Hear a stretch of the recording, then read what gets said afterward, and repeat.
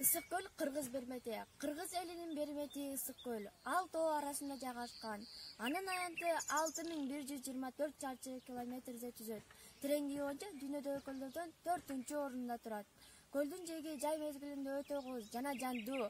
Күнгөй тескей тоолору ысык көлүбүзгө өзгөчө көрүп берет. Көлдүн кооздугун сөз менен айтып жеткире албайбыз. Акын жазуучуларыбыз көлүбүздүн кооздугун ырларында, чыгармаларында кене сүрөттөп келишкен. Ысык-көл таланттуу акыныбыз Алыкул Осмоновдун жан дүйнөсү болгон. Ал көл жээгине өзүнө рахат алып, жаратылыш кооздугунан ырларды жараткан. Анын ырлары көбүнчө ысык көлүбүзгө арналган. Алсак, ысык-көл кээде тынч, кээде толкун, толкуса толкунна тең ортокмун.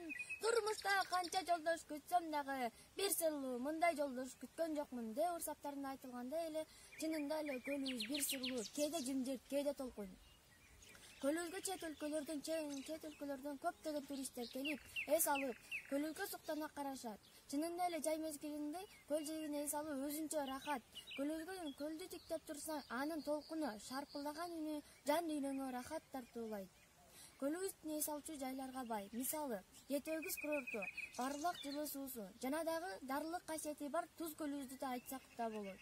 Ушундай керемет ысык көлүбүздү көздөн карайгенде сактоо биздин милдетибиз. Жаратылыш кооздугуна суктаналы, аларды көздөн карайгандай сактайлы деп айтмакчымын. Тоң районуна караштуу Шорбулак айылынын Саамбек Эркинбаев атындагы жалпы орто мектебинин 5-А класс окуучусу Сабырбекова Назира.